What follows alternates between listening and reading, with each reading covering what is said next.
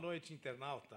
É um prazer muito grande estarmos hoje aqui nesta quarta-feira, iniciando esse estúdio novo, maravilhoso, aqui pela sua AltV, e com mais uma edição do programa Pergunte ao Dr. Carbone, programa que vai ao ar todas as quartas-feiras a partir das 20 horas e também às quintas-feiras a partir das 20 horas.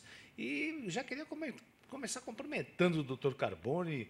Que bonito estúdio, que conforto, e aí já com novas perspectivas para o programa Pergunte ao Dr. Carbone. Tudo bem, Dr. Carbone? Boa noite. Tudo bem, graças a Deus. A gente está feliz mesmo e eu tenho para contar para vocês que o estúdio tem condição de receber até 70 pessoas. Então vai ter plateia aqui. É a primeira vez que a gente está fazendo aqui, é experimental, mas a gente está feliz, eu, o Haroldo, a doutora Sami aqui, e a gente vai dar maior apoio para vocês e tentar responder tudo que vocês têm dificuldade e problema. Se pensou em problema, fala com a gente. E, como sempre, ela que iniciou há pouco tempo, nós não sabíamos dessas qualidades. Ela sempre muito simpática, muito bonita, e também aí fica muito bonita aí no vídeo, aí ó, no plasma, como ela fica. Você está me focalizando, mas eu queria que focalizasse a doutora Sâmia, para que vocês vissem a doutora Sâmia, a simpatia dela. Muito obrigada, doutora Haroldo. E também se saindo muito bem, uma fala coloquial, e aí várias perguntas também chegando para a doutora Sâmia Faisal, que é advogada, e como sempre, toda quarta-feira colaborando. E você, internauta, você pode participar, 5052 6622. 5052-6622, você participa, faz a sua pergunta, critica, discorda. Aqui é um programa democrático, nós estamos ao vivo, 18 horas em 1 minuto, você pode fazer as suas perguntas agora que nós estamos aqui à sua disposição. Dr. Carbone, chegou hoje, pela madrugada, o imperador Adriano. Todos os internautas, lógico que conhecem o Adriano, o Imperador, pelas suas qualidades esportivas, futebolísticas, mas também, infelizmente, pelas suas dificuldades, pelos seus problemas, pela sua vida agitada e sempre muito confusa, envolvido sempre em muitos problemas. E agora que ele estava praticamente fechando aí um contrato com uma equipe de segunda divisão no exterior, pela madrugada, quando chegou ao Brasil, imediatamente, Dr. Carbone, a Polícia Federal segurou o passaporte de Adriano para que ele não saia do país, pois o Ministério Público achou sim que ele tem associação com o tráfico de drogas e que, me parece, até pergunto, já fica a primeira pergunta para o senhor, que ele pode até pegar 20 anos de reclusão caso seja condenado, pois, como todos sabem, o Adriano Imperador, ele deu uma moto maravilhosa para um dos traficantes, alguma coisa nesse sentido. Né? Como é que o senhor vê essa situação? O que a gente acha de verdade aí, eu tá comentando isso no programa do Carlinhos, lá em Belo Horizonte. É muito sério o que está acontecendo. Essa turma começa a aplicar dinheiro no tráfico de entorpecente. E os juros é altíssimo. Lá você coloca e ganha 10%, 15% ao mês. Então tem muito cantor, tem muito jogador aí que, em vez de pegar e aplicar no mercado, eles enfiam o dinheiro lá. E acontece como aconteceu para ele. Descobriram o problema da moto.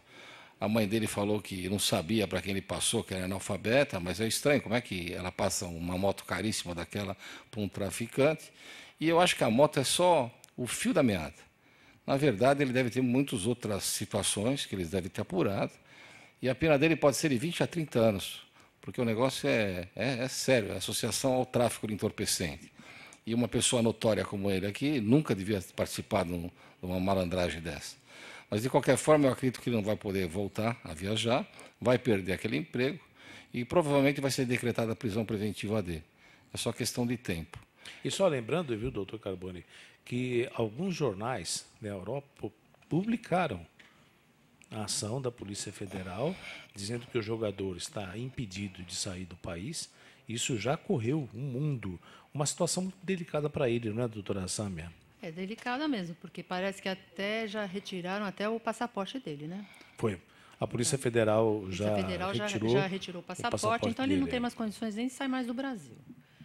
Então vai ser meio difícil, ele vai ter que cumprir a pena dele. Quer dizer, ele já esteve preso uma época, agora parece que vai voltar de novo para a cadeia. Agora, sabe o que eu acho também? Internauta, você que nos acompanha, existe uma coisa chamada comportamento modelo, doutor Carbone, doutora Sâmia. O Adriano é um formador de opinião. E quantas vezes ele faltou a treinos, não apareceu nos horários programados e, de repente, sempre no mesmo lugar, lá com a moçada, parece que lá nas comunidades e pegando peso, parece que sempre um pouco envolvido com bebidas, algumas coisas nesse sentido, Lulu, mulherada, pensa nisso, farra. Eles vêm das classes populares. Às vezes eles vêm das próprias favelas. Eles acham normal aquilo lá. Eles veem lá que é o tráfico, vê a turma armada. É diferente da gente. Eles têm lá um tipo de visão diferente. Ele acha que é tudo normal. E essa gente que eles dão moto lá, ou investe dinheiro lá, são companheiros dele, de infância, da juventude. É aquela, diga-me com quem andas que eu te direi quem és. A gente não pode obrigar esse sujeito a mudar a personalidade dele. Você falou bem, ele é formador de opinião, mas uma opinião ruim, né? Agora, de qualquer forma, tráfico de entorpecente é um negócio terrível. Mata nossos filhos, nossos netos, os filhos dos nossos filhos, acaba com qualquer um. Eu vejo meninos estudando aí que em 6, 7 meses acabam mortos aí por esse crack terrível. Tem que acabar com essa gente, mesmo que seja uma pessoa importante. Eu espero que ele vá para a cadeia e não saia mais. Doutora Sâmia, eu queria fazer uma pergunta para a senhora, mas a senhora vai responder após a participação do internauta. Mas já vou deixar até a pergunta, que a Folha de São Paulo publicou uma vez, doutor Carbone, que muitas vezes o fato, às vezes, de um indivíduo ser público, ser conhecido, quando ele chega, às vezes, a um distrito policial, alguma coisa, às vezes até facilitam para que a coisa não seja tão pesada, porque é sempre aquela história, puxa, você é meu ídolo, não sei o que lá, mas daqui a pouco a doutora Sâmia responde se isso realmente acaba influenciando ou não, porque nós já temos um internauta na linha. Alô, boa noite. Alô, boa noite. Alô, doutor Carbone? Boa noite. Ô, doutor, é um prazer participar do programa do senhor, doutor. Osvaldo. Osvaldo, sim.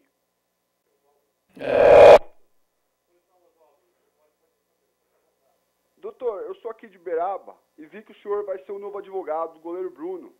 É verdade isso, doutor? Porque vai ser uma maravilha, vai tirar o menino da cadeia.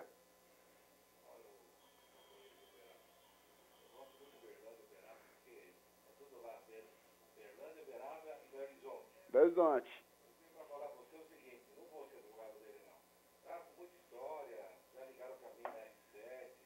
Aline de BH já ligou também.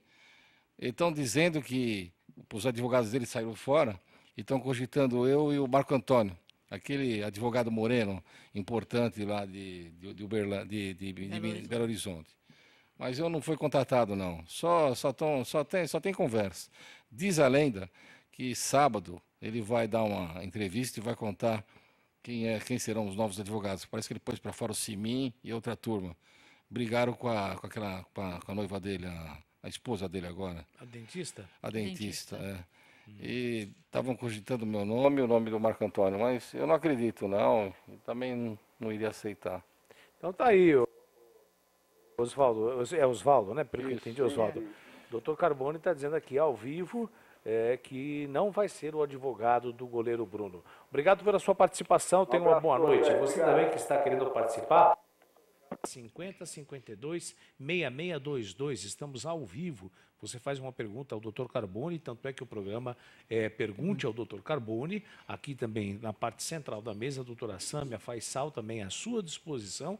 E eu também aqui apresentando o programa, mas naquilo que for possível a gente colabora, faz alguma coisa. Mas a minha pergunta que eu deixei para a doutora Sâmia. Doutora Sâmia, a senhora acha que por o indivíduo ser público, ser uma celebridade, às vezes quando pego em flagrante, porque dizem que mais de 80% das pessoas que estão detidas, elas estão detidas porque foram pegas em flagrante, não por um processo de investigação.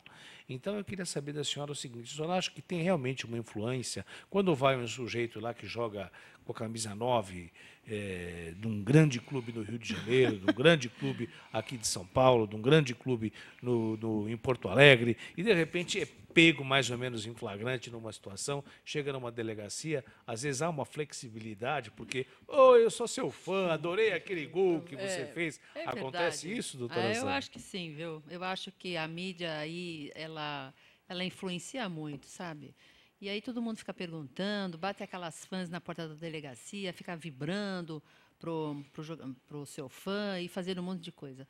Mas, na verdade, eu acho que a justiça que deve imperar nesse caso. Não porque a mídia tem a sua opinião, porque a mídia falou, porque as fãs falaram. Eu acho que, no caso aí, quem deve imperar mesmo é a justiça. Se bem que a justiça depende, Justiça, né? a justiça Justiça depende depende do da opinião inquérito, né? pública, E também né? depende de Haroldo, como foi feito esse inquérito, né? Também. Deixa eu dar uma arrematada nisso daí. É o seguinte, ó, eu conheço o delegado Moreira, e o Haroldo também conhece. Ele deu a cana no Bruno e não teve acerto. E Mas tem muita existe gente de mão delegados e pesada delegados, mesmo né? que faz o processo Não é de verdade? rigor. Agora, a Polícia Federal, que vocês estão falando aqui, no caso do Imperador, é a Polícia Federal. Polícia Federal. Lá não tem jeito. Eles não têm amizade com ninguém, nem conversam. Mesmo se seja a pessoa mais importante que tem lá, eles tratam o serviço dele e não te olham na cara. E eles mandam apurar mesmo, não tem jeito. Inclusive, o documento da motocicleta, uma motocicleta caríssima, É caríssimo, né? saiu no nome de uma outra pessoa, entendeu? Mas que está Não, mas eles relacionada descobrem, Mas descobrem. eles essa descobrem, situação. eles fazem... Com a sua experiência, isso vai acabar em pizza? Ou o senhor Haroldo, acredita? não vai não. Você não sabe, tem muito mais coisa por trás. Isso daí, como eu falei, é a gota d'água, é só o fio da meada. Ele deve ter levantado muito mais coisa, ele deve ter investido dinheiro no tráfico, deve ter ligações terríveis. E outra coisa, basta você fazer algum favor para o tráfico, você responde por associação. Levar uma arma para eles, levar uma bala, imagina dar uma moto cara dessa. E a gente teve um cantor também que fez a mesma coisa. Ele foi preso e cumpriu Belo? pena. O Belo? Então. Não foi? É a mesma circunstância, então. A gente nota, mas vocês têm que levar em consideração que eles nasceram na favela, que eles viveram na favela, são amigos dele. E, embora sejam criminosos lá, bandido, traficante, são gente da turma deles. E eles não vão esquecer. Então, nada impede eles dar um presente para o amigo deles, e se for traficante, pior ainda. Você está na UTV com o programa Pergunte ao Dr. Carbone, 5052-6622. Volto a repetir, você faz a sua pergunta e nós estamos aqui à sua disposição. Suzane von Richthofen. O senhor sabia, doutor Carbone, que vai virar filme? Ai, que linda. É brincadeira? É sério? Mas vai ser lindo, né? Ela vai se aparecer com o Sandrão, abraçadas, né? E elas vão narrar como é que eles mataram. Ela matou o pai e a mãe, e o Sandrão, como é que sequestrou o menino, recebeu o dinheiro e matou o menino também. É um absurdo, gente. A mulher vendeu os direitos autorais para fazer o filme. O filme que narra como ela matou os pais e mostra a visão dela nesse assassinato dantesco junto com os irmãos Cravinho. O que a gente fica impressionado é o seguinte: a gente está pagando para essa criminosa, para essa mulher sem vergonha, lá passear, assistir, fazer concurso de Miss, casar com outra sapatona lá, que é a dona Sandrona, e fazer tudo o que eles acham lindo lá. Lá parece que é um spa. E agora ela vende os direitos autorais. Por que o Estado não bloqueia esse dinheiro e coloca no sistema prisional? É muito mais prático. Essa mulher, ela não pode fazer uma riqueza em cima da morte dos pais e não em cima de uma condenação tão terrível como essa. Ela é uma matricida, é uma patricida e o pior de tudo, é uma mandante de crime de morte. Ela abriu a porta para os marginais, esses dois vagabundos, entrar lá dentro da casa dela, matar os pais com requinte de perversidade e depois todos irem para uma festa e depois terminar num motel. Isso é gente de alta periculosidade. Eles iam estar presos no sistema, no RDB, ou mesmo que o Bruno está, separado do convívio social, sem direito à visita íntima, sem direito a Sandrona casada na casa junto com ela. E, muito pior, como é que essa mulher pode pegar e passar os direitos autorais num crime tão hediondo como esse? Ela vai ficar passando os dias contando, narrando os fatos? Eu não entendo isso daqui. Eu estou impressionado com tudo isso. Eu também fiquei um pouco, confesso que fiquei um pouco assustado, porque há pouco tempo era para a Suzane estar no semiaberto. Isso. Né? Ou seja, eu acredito que quando uma pessoa vai para o semiaberto, no mínimo em países desenvolvidos, essa pessoa teria que ter passado obrigatoriamente por um psiquiatra forense. Mas passa. Entendeu? É obrigado, passa é obrigado. Não, pois passa, mas aí é que está. Ela é dissimulada, ela é dissimulada. Lógico que eu não posso, nem vou falar mal do profissional que fez, que avaliou e deu-a como uma pessoa em condições de viver em sociedade. Eu acho que a partir do momento, eu tenho um posicionamento um pouco diferente. Queria ouvir a opinião de vocês. A partir do momento que uma pessoa leva para a casa dos pais 2 sujeitos com 2 porretes e simplesmente só coloca as mãos nos ouvidos para não escutar o pedido de clemência do pai e da mãe sendo assassinados a pauladas, e depois vai chorar no cemitério, depois se torna evangélica no sistema carcerário, depois essa pessoa se envolve, independente se é uma relação homoafetiva ou não, ninguém está avaliando isso, mas se envolve com uma pessoa também de alta periculosidade e agora permite, na minha opinião, a negociação de todo esse horror para que isso torne um filme, talvez traga a ela alguns benefícios financeiros. Por isso que eu sempre digo a todos vocês que nos acompanham aqui todas as quartas e quintas-feiras, as pessoas, quando assumem um grau de transtorno de personalidade, elas se tornam especialistas em dissimulação. Vocês se lembram de Suzane passeando aqui no Guarujá? Chegou a ver essa cena, doutor Carbone e doutora Sâmia? Biquíni, bonitinha. Ela passeava, passeando. Mas assim, numa tranquilidade, parecia que estava fazendo yoga e andando ao mesmo tempo. Estava completamente tranquila. E no dia que assassinou os pais, foi para um motel, depois saíram comprando moto, e agora vai... Eu tenho a impressão que o fato de permitir com que isso se torne um livro ou um filme, como informa aqui a Folha de São Paulo, né? Diretor levará a história de Suzane von Richthofen aos cinemas, né?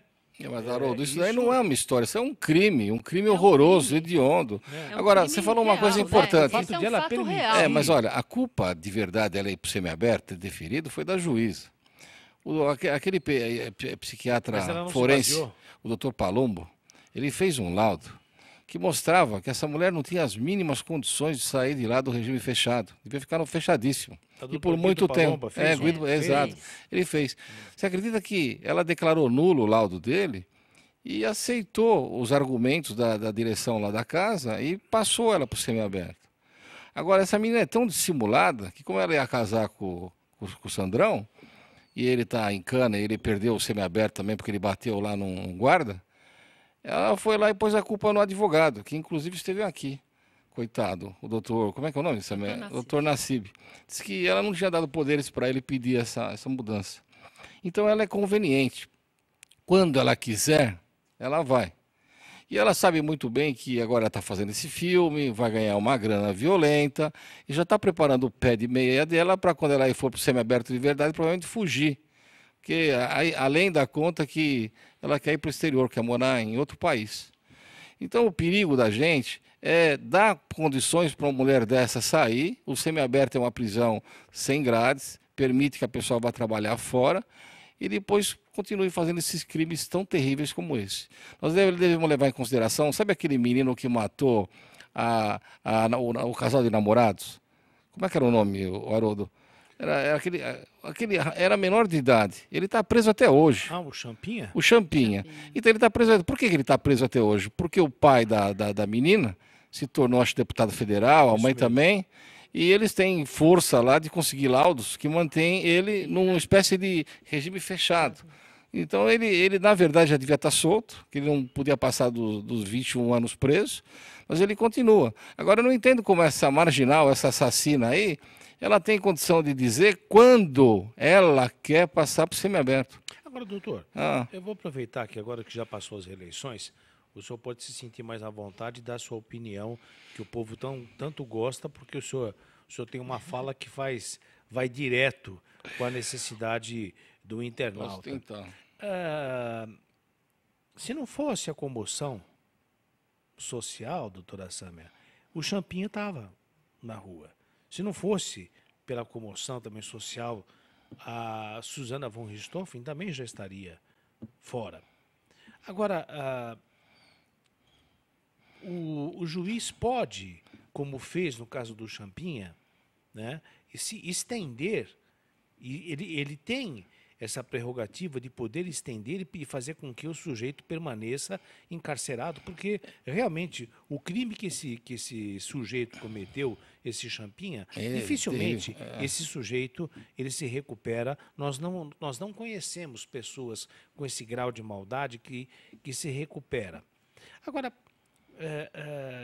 a presidente falou que vai modificar algumas coisas em relação, fez promessas e promessas. Ela vai piorar tudo, né? Quando virar Cuba aqui vai ser, né? Por enquanto não. Agora, eu fico imaginando quantos outros Champinhas e quantas por aí. outras estão, já que não tem pressão social, então solta. Solta, porque inclusive precisa esvaziar o sistema Haroldo, você não sabe de uma penitenciário. coisa, no júri da von Richthofen, ela foi condenada por 4-3. Se fosse o inverso, ela estava solta e absolvida. Então a gente tem que pensar que é incompetente até os jurados. Os jurados hoje, estava falando para a Sâmia quando ele estava vindo para cá, são pessoas assim, simples, do povo, que não entende de nada. E ninguém quer ir mais lá, porque nem comida eles dão mais para eles, né? E a gente fica preocupado porque, na maioria das vezes, eles começam a ir sempre lá no júri, eles fazem amizade com o promotor está sempre lá, almoça com ele, janta com ele, tem uma festinha, e eles fazem tudo que o promotor quer. Então é ruim porque, na verdade, eles deviam ser pessoas imparciais e com um saber jurídico. Seria bom se eles fossem estudantes de direito, advogados, gente que tivesse cultura e soubesse o tipo de crime que está praticando. Então, olha, essa moça aí, ela quase que foi absolvida. Esse outro que foi preso ontem, como é que é o nome dele? O Rugai, 4-3 também. Ele podia ter sido absolvido. E o pior, vocês não sabem, se ele tivesse sido absolvido, virava essa situação e eles seriam verdadeiros heróis, porque eles não teriam praticado nada. A nossa justiça está muito ruim. A nossa presidenta, como você falou, ela está preocupada com outras coisas. Em comunizar o Brasil, em trazer problemas e invenções, sabe? Para mim, acho romantismo o que ela pretende. Se vender para a Venezuela, situações esquisitas que não tem nada a ver com as pessoas que votaram nela, porque eu não votei.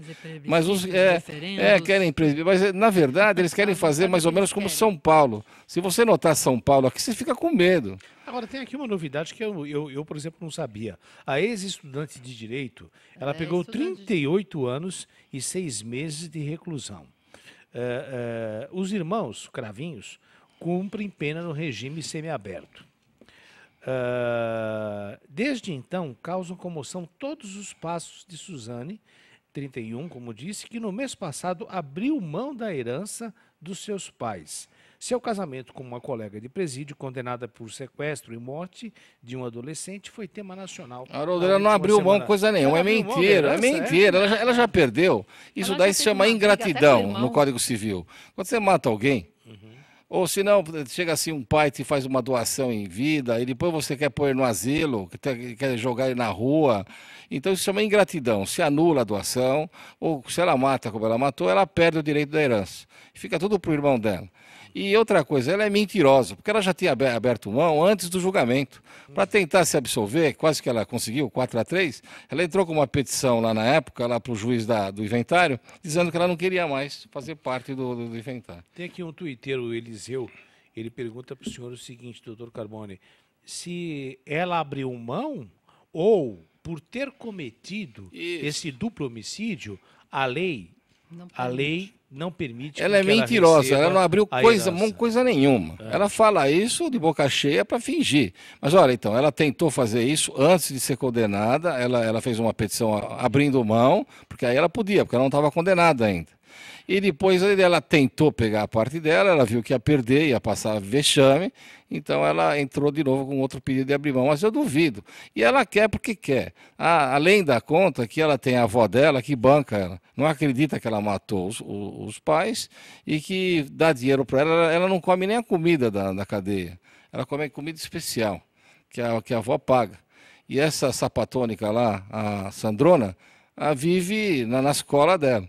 E a gente viu também muito falar que ela e a Sandrona, na verdade, elas comandam a cadeia.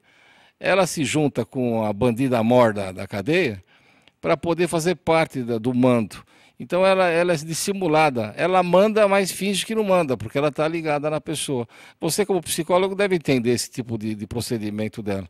Mas eu acho que, de verdade, aqui que eu estou preocupado é que ela vai fazer dinheiro, e ela vai fazer dinheiro para fugir. Ela vai sair no semiaberto, a Sandrona também já vai sair já no semiaberto, e as duas vão sumir, nós vamos ficar falando sozinho aqui. Ela vai sair lá pelo Paraguai, e a gente não vai ver ela nunca mais. Olha, quando o livro saiu em 2011, ouvi críticas de que a tinha humanizado. Quando o livro saiu em 2011, ouvi críticas de que já tinha humanizado, de que não a tinha tratado como o monstro que ela é. Mas não tenho interesse em psicologismos de uma sociopata.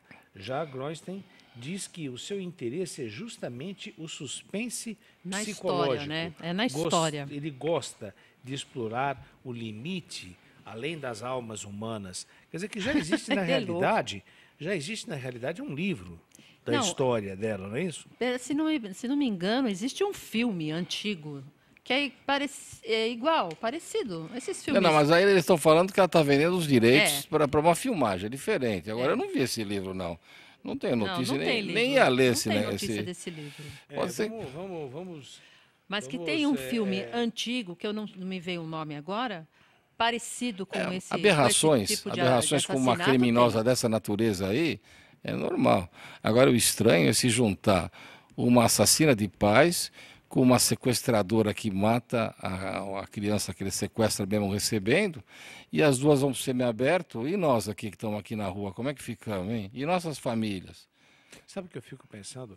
Como é que deve estar hoje o psiquismo? Como deve estar a saúde desse garoto, desse irmão de Suzana? Faz 9 anos, parece que não vê.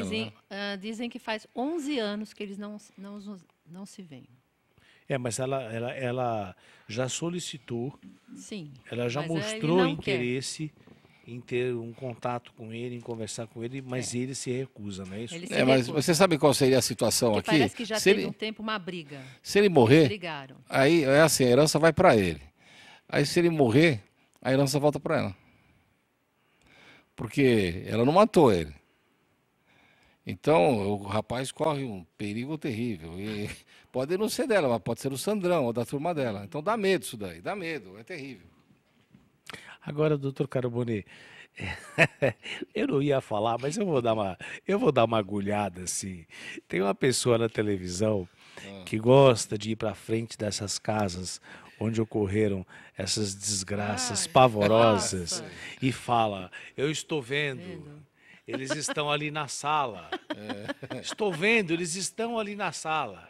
Eles estão indo para um lado e para o outro. Sensacionalismo barato. Que sensacionalismo barato, né? É isso mesmo. Me diz uma coisa, doutor Carbone. Aliás, doutora Sâmia. Doutora Sâmia. Eu já assisti vários. A senhora já sabe de quem eu estou falando, lógico que Eu não sei. vamos falar ou citar o Não nome vamos. dessa pessoa, porque ela também esteve na porta da casa do Marcelo Perseguini, que e falou que suposta, viu, supostamente teria matado da toda a família família. e cometido suicídio, e essa pessoa também falou, estou vendo, está ali na sala, Tá está ali andando. na sala, andando para um lado e para outro. Perambulando. Doutora Samia, não se enquadra em nada no nosso código civil, penal, do outro mundo, sei Não, lá eu, não porque tem essas isso, coisas, é estelionato isso, isso isso é daí. de um, isso é de um isso é demais. sensacionalismo, Isso de é um, uma coisa tão de um mau ruim, não, faz gosto, até mal não. para a família, não, Essa que mulher para não quem morreu, não? morreu. Tem uma que morreu. Não vamos nem, por A mãe de favor, lá não foi para o espaço? doutor Carbone, não vamos nem Nem citar. falar nome. Não vamos nem em Nem hipótese falar, alguma. porque tem um programa aí de televisão, sei lá o quê, que diz. Inclusive tem outros programas que não, acho que não é brasileiro, que é dos igual. Estados Unidos, que fala igual. Tem aquela Medium, aquele programa da Medium, e que passa, acho que era Fox, sei lá, que é tudo igual. Sabe, isso daí é um sensacionalismo barato. Mexe com a pessoa que está sofrendo, que perdeu o seu ente querido, que quer buscar a verdade, o que aconteceu. E vem essas histórias malucas para deixar a pessoa mais assim, triste, magoada com tudo aquilo que acontece. Sabe que há mais ou menos uns 4 anos, talvez um pouco menos, doutor Carbone, numa emissora de televisão, tinha um desses sujeitos que se auto-intitulam como Médium. médium, sensitivos e vai por aí afora.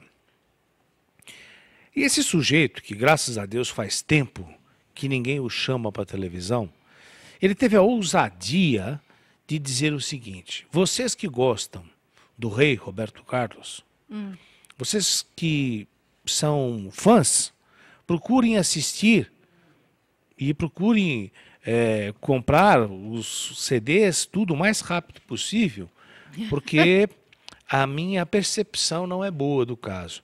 E eu me lembro que nesse dia era um sábado, e eu estava num outro programa de televisão no sábado, e eu, enquanto não entrava, assisti a esse sujeito dizer uma barbaridade dessa. Eu acho que devia existir, sim, se é que não existe, porque se pega uma pessoa sugestionada Nossa, e você imagina fala o que vai que acontecer. o sujeito está prestes a deixar a vida, alguém tem que responder por isso, né? É? E o transtorno que você Não cria... devia falar essas coisas, né? Não, Mas o Haroldo, Isso é... eu já- Aliás, isso se chama charlatanismo, É, mas se é- chama isso. mas é pior que isso, é estelionato. Pensa no seguinte, ó, tem muita gente aí, quando morreu aquele presidente, candidato a presidente, caiu o avião dele, então eles começam a falar, não, porque eu já estou vendo quem vai ser o presidente, e mostram um documento depois quando a pessoa ganha as eleições, ou qualquer situação dessa, afundou o navio, morreu, vai morrer não sei quem. Olha o que eles fazem. Eles escrevem 10 cartas. Vai morrer o Roberto Carlos? Claro que não, né? Vai morrer não sei quem, vai morrer o Haroldo, vai morrer o Carbone. E eles registram esses documentos. Por uma fatalidade, naquele ano acontece um problema para um deles, ou um acidente. Acertei. Aí ele mostra o documento, mas ele não mostra os 98, 99 Que ele errou. Falaram que... Isso aí chama estelionato. Chegou um cliente lá no escritório, deu um trabalhão, porque o juiz não engoliu. Quando ele pegou e olhou lá a história, lá igualzinho que eu estou contando para vocês aqui, ele olhou assim e falou, eu vou condenar você. E o cara já começou a apavorar, porque ele achava que não ia acontecer nunca. O juiz ele foi lá e levantou todos os registros que ele fez, declarações, pegou uns 50 e mostrou lá e condenou o cara a 1 ano e 3 meses. Achei pouco. Mas deu um trabalhão para defender esse sujeito terrível. Então, gente, não acredita nesse tipo de coisa. Mas olha, É difícil falar eu que tá também vendo, eu tô também vendo. sou um pouco sensitivo. Você lembra? E eu vou dizer para vocês o seguinte, ó.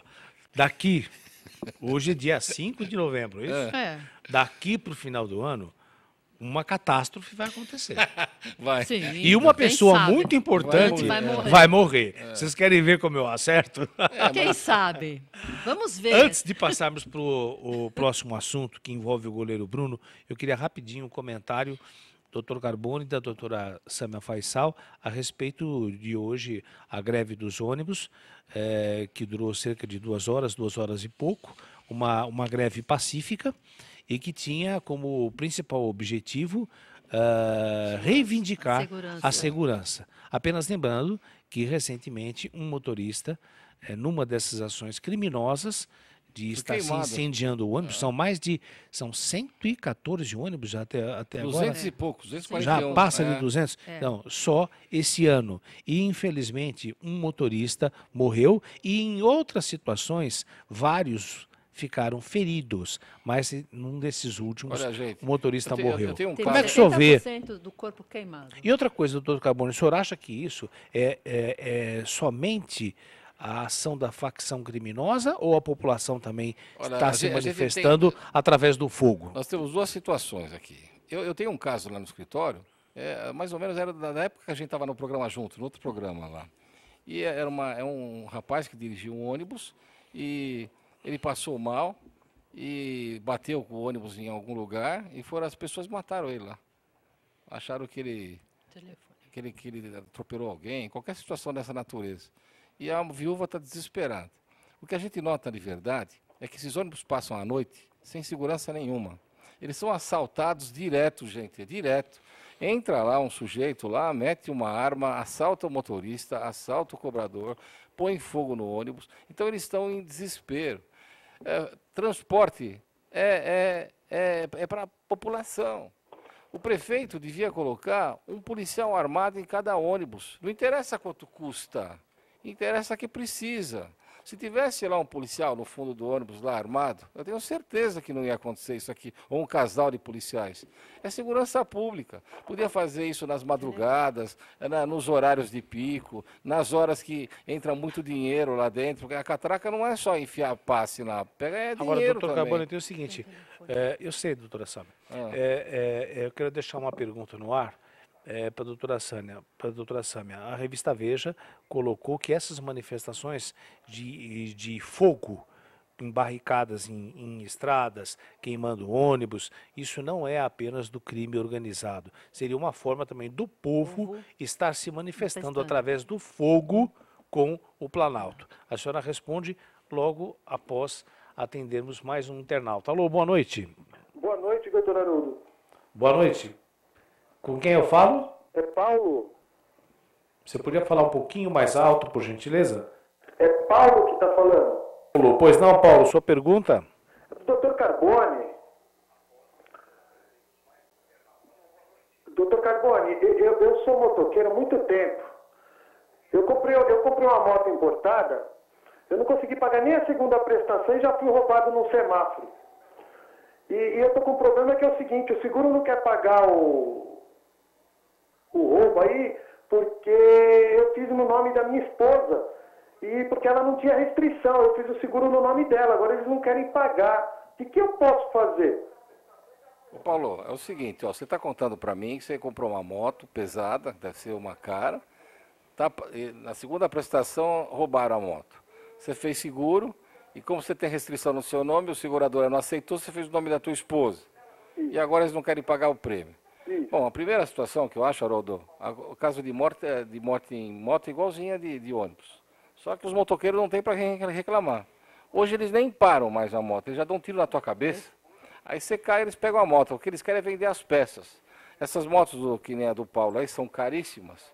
E eles já têm os compradores delas. Normalmente, uma peça de uma moto dessa leva 3, 4 meses para chegar. E aí as empresas que trazem para o Brasil, elas não têm condição de dar vazão a todas as peças necessárias, que elas vêm de fora, e são caras. Então esse é um problema seríssimo. Da mesma forma que você fala da turma do ônibus, que precisava ter um policial, em cada semáforo, pelo menos, devia ter um guarda, para tomar conta e garantir a nossa segurança, porque a gente paga imposto. Agora, o teu caso é mais sério. Você falou que tem restrição e as seguradoras boas, aquelas que pagam, não aceitam gente com restrição. É uma formalidade delas. Então você pôs o seguro no nome da tua mulher. Eles são obrigados sim a pagar o seguro. Por quê? Mesmo que o performance dela é diferente do seu, você deve ser o marido ou tem união estável com ela. Você não usa todo dia a moto. Você usa eventualmente, porque está no seguro, está no nome dela. Essa ocorrência do furto aconteceu num caso fortuito na época que você estava com a moto. Então, o que você vai ter que fazer? Se eles negarem, você tem que entrar com uma ação e exigir, através da via judicial, a moto para você, o pagamento da moto. Então, não é tão terrível assim, não. Agora, eu acho que você fez muito bem em entregar a moto, porque se não entregasse, eles iam matar você, Paulo. É isso aí, Paulo? É isso aí, doutor Carboni, obrigado. E eu posso procurar um advogado aonde? Eu acho que você comprou uma moto pesada, está na hora de você procurar um advogado por amor no bolso aí e pagar um decente, né? Se você não conhecer ninguém, você procura no teu bairro lá, ou verifica um especializado em ocorrências de sinistro de seguro. Senão você vai na Ordem dos Advogados do Brasil, lá está cheio de advogado também. Procura um advogado. Eu acho que o bom seria perto da tua casa, um que você conhece, que tem uma placa, advogado lá, vai lá, conversa com ele. Agora, a título de curiosidade, para os outros internautas que estão numa situação semelhante do Paulo, existe também a Defensoria Pública que pega um caso desse, né? É por caso de moto pequenininha, os motoboys, né? Mesmo porque os motoboys são roubados também. A moto do Paulo foi roubada, mas na maioria das vezes, eles roubam essas motos que a pessoa paga 60 prestações de R$250, aquela 125 da vida aí que serve muito bem para o transporte do motoboy. São roubadas de monte. Nessa circunstância, ele não tem condição de fazer o seguro. Então, na verdade, ele não vai ter nem condição de contratar um advogado, porque vai fazer o quê? Não tem seguro para receber. E outra coisa. Ô Paulo, muito obrigado pela sua participação, uma boa noite. Continue aí nos acompanhando aí, viu, Paulo?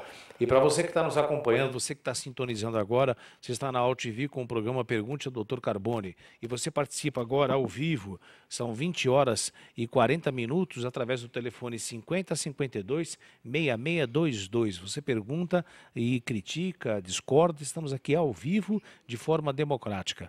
A doutora Samia tinha deixado uma pergunta para a senhora, que a revista Veja fez essa colocação mostrando que está todo mundo atribuindo que seria somente ao crime organizado colocar fogo em ônibus, fogo em automóveis. E nessa reportagem comentava-se que o povo estava encontrando também uma forma de levar as suas reivindicações até o Planalto através do fogo. A senhora acredita nisso também? O povo chegou a um ponto de estar irritado com a situação do país, irritado com os problemas da saúde, da educação, da morosidade da justiça. Será que esse todo leva a população a se manifestar dessa forma também?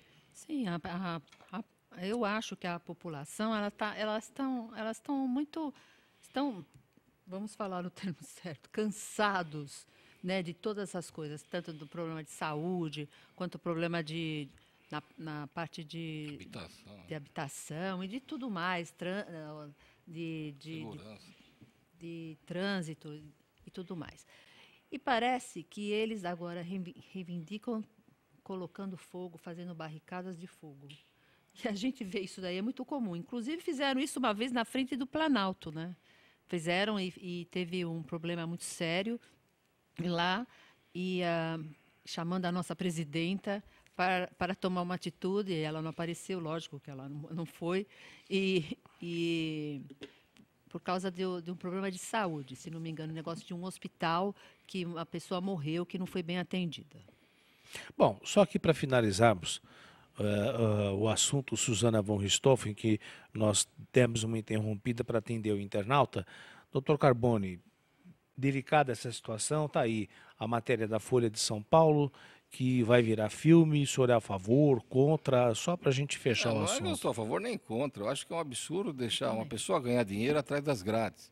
Eu me lembro do Cário Kessman, eu não sei quem lembra, em 1958, ele foi para a Câmara de Gás, fizeram o filme dele e tudo, mas depois que executaram o sujeito.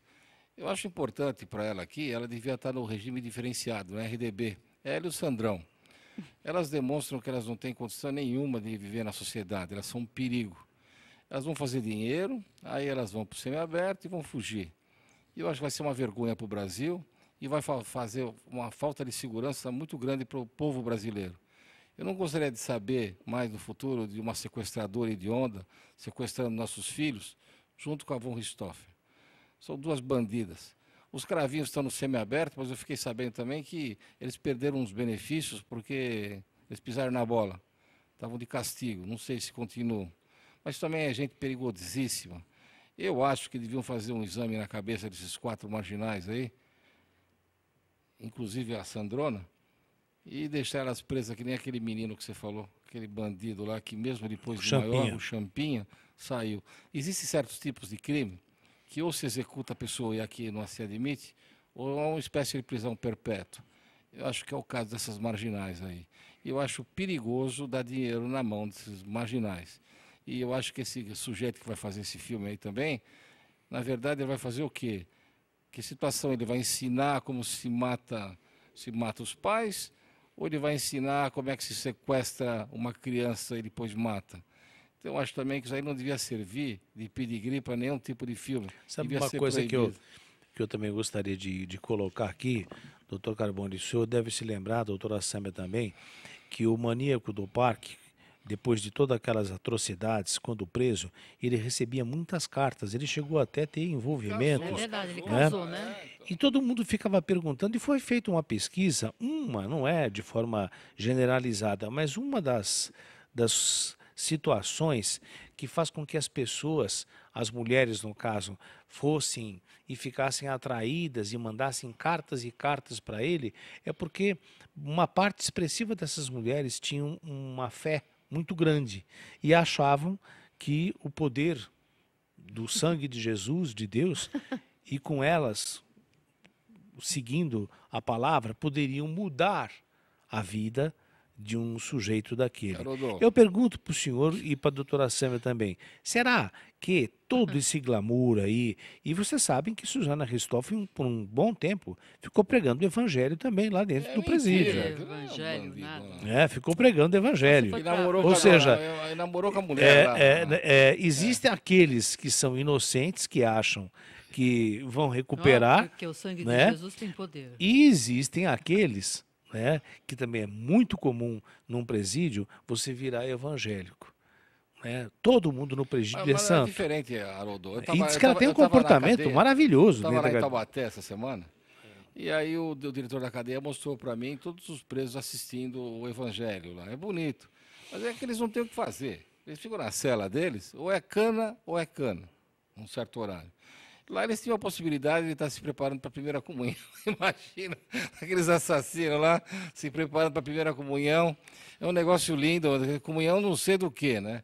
Então, essa mulher aí, como ela é bandida e traiçoeira, o que ela fez? Ela entrou lá nesse evangelho aí, parece que ela começou a namorar com uma outra presa.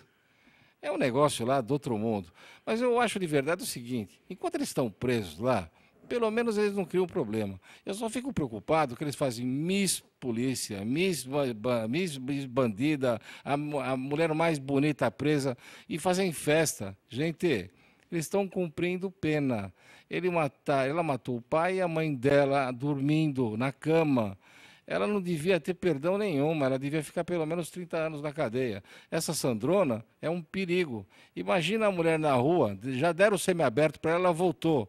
Imagina essa mulher na rua sequestrando mais uma pessoa. Não devia dar essa Criança, possibilidade né? para ela. Pegando É muito um triste. adolescente, filho dos Agora, outros. Haroldo, de verdade, nossas leis são muito ruins. Os deputados federais que poderiam legislar, nós temos aí palhaços, nós temos cantores, nós temos analfabetos, fruto desse povo que não sabe ler e escrever e que a impressão que dá é que quer governar, mas não sei como. A tristeza que dá é de uma presidenta que ela está preocupada em fazer aconchavos com outros países comunistas, ela está preocupada em ajudar Cuba enquanto tem tanta gente passando fome. Fiquei sabendo que a semana passada veio um safado lá da Venezuela, um sem vergonha, para se tratar num hospital caríssimo, mesmo que a Dilma se trata e o Lula. E esse marginal aí veio a babá dos filhos dele com uma arma. E a mulher foi presa em flagrante, porque ela trouxe uma arma na mala. E ele foi lá e disse que a arma era dele, quis dar a entender que ele era acima de tudo. Eu acho que esses vagabundos que vêm lá da Venezuela para cá, eles não vêm para se tratar, não. Eles vêm para fomentar. Quando o Haroldo falou aqui, e a Sâmia, que eles põem fogo na nas vias públicas, interrompe o trânsito, mata gente. Isso daí é uma horda de vagabundos. Na verdade, não é o povo que está aí, não. São gente, uma comunada que vem preparada para isso. Eu acho que vem até de fora para ensinar como é que faz. Se bem que, doutor Carbone, eu gostaria só de lembrar que já foi feito uma matéria, se não me engano, pelo Datafolha, mostrando que quanto mais morosa é a nossa justiça, mais a população começa a fazer justiça com as próprias mãos. Mas é ruim isso daqui, porque você chega numa estrada, põe fogo, e um dia Não é? desse ele parou numa estrada e ele fica 5 horas esperando para sair e com medo. E aí ele vem não aquela sabe o que turma vem, né? roubando, é terrível a situação. É muito sério. 5052-6622, você participa ao vivo aqui pela AltV com o programa Pergunte ao Dr. Carbone. E por falar nisso, doutora Sâmia, a senhora sabia que o Mike Tyson, aos 7 anos, ele foi abusado É sexualmente. difícil, hein? E até aos 13 anos, ele já tinha 38 prisões, doutor Carbone. Mike Tyson, aos 13 anos, já tinha sido preso 38 vezes e confessou que aos 7 anos teria sofrido um abuso sexual. Eu acho que aí um pouco mais da minha área, e eu já vou logo dizendo que eu acredito sim, que ele talvez tenha ido para o boxe como uma forma de colocar para fora todo esse ódio, porque ele também veio de uma infância pavorosa. Foi uma infância horrível. Depois, aos 7 anos, ele se lembra desse fato. E também já teve envolvido, depois de droga, profissional, já teve envolvido também com violência e violência contra a mulher. Dr. Carbone acredita que um dos maiores pugilistas do mundo pode ter se tornado um pugilista como uma forma de manifestar o seu ódio por tudo que aconteceu na sua vida? Eu não acho manifestar o ódio, não, mas é diferente. Lá nos Estados Unidos, os juízes tomam conhecimento das crianças que têm algum tipo de problema, essas que vão presas com diversas vezes, e não só elas conversam com as crianças lá, como tem apoio psicológico, aquelas coisas todas, mas essas juízas começam a acompanhar as crianças, os adolescentes. E elas indicam elas para grandes clubes, elas indicam elas, com ele era fortão, para o boxe. E com a indicação dessa juíza, ele abre as portas e as pessoas investem neles, ensinam, dão a oportunidade que eles não tiveram durante o período. É diferente do que é daqui no Brasil, que pega o menino lá que rouba e toma um cacete, depois solta ele e trata mal até ele chegar aos 18 anos e matar.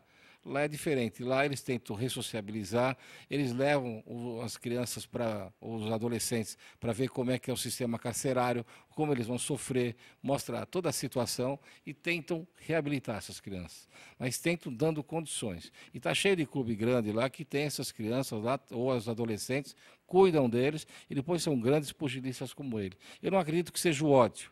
Mas, na verdade, foi a única chance, a única tábua de salvação que alguma juíza deu para ele e que ele soube aproveitar, e foi esse cara maravilhoso que foi, né? Doutora Sâmia, eu compartilha da mesma ideia? Compartilho, eu faço as minhas palavras, a mesma do Carbone, mas eu acho que na época ele devia, e como ele veio com uma infância ruim, que a gente sabe realmente que ele era um menino de rua, que ele não, parece que não teve nem pai nem mãe, eu acho que ele foi jogado. Então,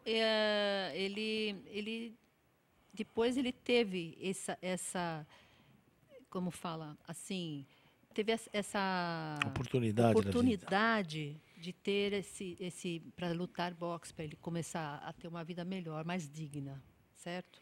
Isso não quer dizer que ele seja um homem feliz, né? Um homem feliz, Agora, né? uma coisa que é importante, uma bagagem ruim, né? que eu acho que a gente sempre, pelo menos quando eu tenho oportunidade, estou diante das câmeras, eu sempre digo a você mãe, a você pai, sempre converse com seu filho.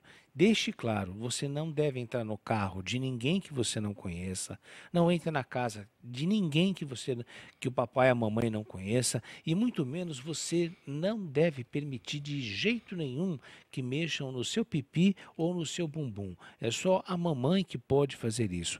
Esse tipo de informação, às vezes os pais têm um certo receio em passar para os filhos, e é onde ocorrem esses abusos, e em geral com pessoas conhecidas quando não são da própria família. Mas o que você vê, a visão tua, Haroldo, é de uma casa, Imagina a tua casa com tudo, com piscina grande.